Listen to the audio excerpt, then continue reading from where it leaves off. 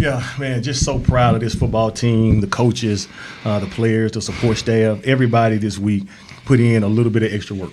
And we challenged everybody to come out there and do a little bit extra. Offensively, it wasn't always clean sometimes, with the penalties and also, too, with the turnovers. But the explosive plays were real tonight. And I think they saw a glimpse. If we clean up some things, how good we really can be. Defensively, like what they did tonight on the defense side of the ball, stopping them in critical situations, not allowing them a point in the first quarter, just continue to ride the emotional roller coaster all night was really good. Gabe Benyard came up with explosive punt returns like he always does. So just, overall, every phase of the game I thought complemented one another. Coach, first half was one of the most productive halves in program history here. What led to you guys having the start you did, and then what slowed you down there in the second? I think that, the first quarter, we talked about the details. That's one thing we stressed all week is just hammering down on just the small little details. You don't have to do anything outrageous, just do the little things at a high level. And I think in the first quarter, it was a reflection of what we had preached all week. The second quarter, we had kind of our stumps and our bumbles, but, a lot of that was really self-inflicted wounds, to be honest with you. And then we went into halftime, talked about some things, got some things cleaned up. And it was up and down, to be honest with you, the second half. But, when you play a good football team like Arkansas State is, it's going to be hard. It's going to be difficult. We knew that they was going to come back with some vengeance in the second half. And I think that's what they did. They're a quality program. They're a championship caliber program with the multiple bowls.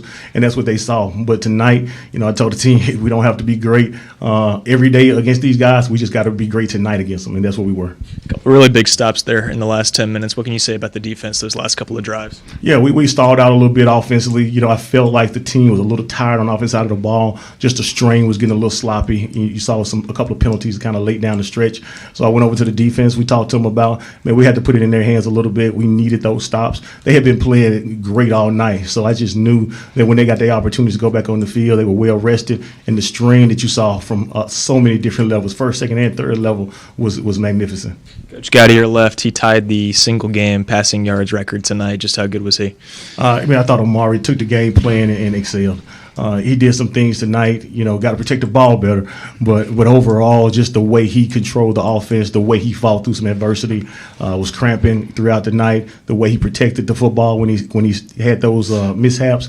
Man, like that's the compliment to his resiliency. Like to overcome some of those things we talked about, there's going to be some ups, there's going to be some downs. You got to stay steady Eddie the entire time. And I thought that's what he did tonight. Yeah, and then building on that, Amari, how does it feel to have this kind of game against a quality opponent like Arkansas? First, I want to thank my Lord Savior Jesus Christ. But to have this game, it's just what you come here for. The big moments. To see on the stat sheet a lot of guys catching the rock, making plays. That's just what I come here for, to distribute the balls and have fun with the guys on the field, score points. And then you did have a couple of fumbles tonight. How do you go about addressing that in practice? Just back to the drawing board.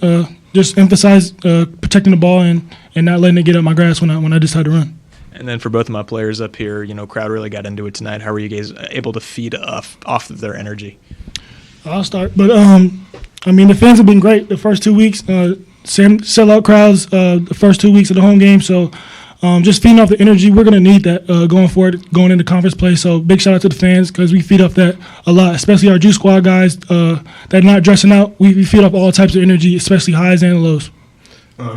I would say playing defense, man, there's nothing that feels better than just the other offense getting frustrated because they can't hear the play call or they can't get set in the formation. That's just a big shout out to the fans and, like Amari said, the Juice Squad out there just, creating disruptions for the other team, and it's just a blessing to play behind a city who really supports us the way we do. Sure, yeah, just building on that, I think there were several false starts there in the fourth quarter. How much of a factor was the 12th man up? Oh, definitely a huge factor. Obviously teams are going to fatigue during the fourth quarter and more mistakes come out, but just the energy in the stadium, man, like if you play NCAA, you get that little stadium pulse, but we really brought that tonight, and shout out to Owls for that. Shout out to Owls.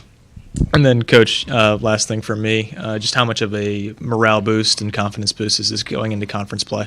I think anytime you get a win, it helps the mojo of the whole building, right? Everybody sees what we are potential capable of, and that should motivate you even more to want more. I think it should leave a taste in your mouth that you're hungry for more success.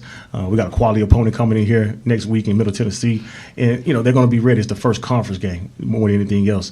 And to kind of piggyback off these guys, what they kind of talked about, man, I challenge ask the students to keep coming out. You know, it was a great crowd tonight. The energy was electric. I just want to see more and more of our student base come out and just really keep supporting our guys, because they are going to help us get to where we're trying to go. That hostile environment is what we're looking for. Just one more thing from me.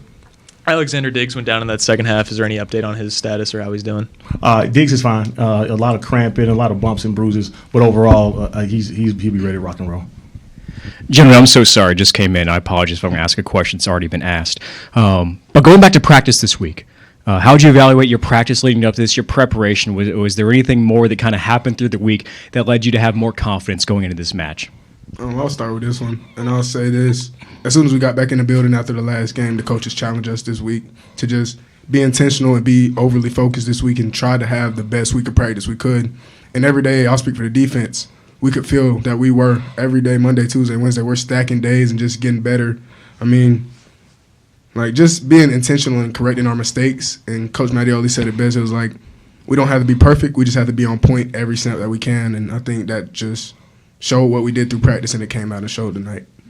I think on the offensive side of the ball, at Sunday meeting, Monday meeting, coach ripped everybody from support staff, coaches to players, just to be detailed, just to be super detailed throughout the week. On the offense side of the ball, we had a lot of walkthroughs, and we were just detailed throughout the week. We stacked day after day on practice, and that we just came out here, and you seen it in the first quarter. We put up a lot of points, so we played down to our competition last week. So just being detailed throughout the week was the most important thing. And for you, you've been here a while. You've had injury. You've redshirted as well. This is a huge moment in Kennesaw State's young football history, and you played a big part of it. What does it mean for you at this point in your career to have a game like this? Man, it's a blessing. It's an honor. It just feels great to be here as we're in this transitional stage kind of, but showing the country who we are at Kennesaw State. I think Coach Mack has done a great job since he's been here of just, we've got some great paths, but just being where our feet are and showing people that Kennesaw is not a slouch team. We're not just nothing to play with. And it's a blessing to be a big part of it. I really cherish this role I have on this defense and on this team, and it's just a blessing. Amari, it looks like you have fun out there. Why is this game fun for you? I just love competing, just having the opportunity to go and compete against other people and then put your name on the map and win. Like, I love winning. So when we're having fun, when we're scoring points and we're winning, I'm going to have fun, smile, and dance. So y'all see that, but I just love competing, love the opportunity to win. Anything else?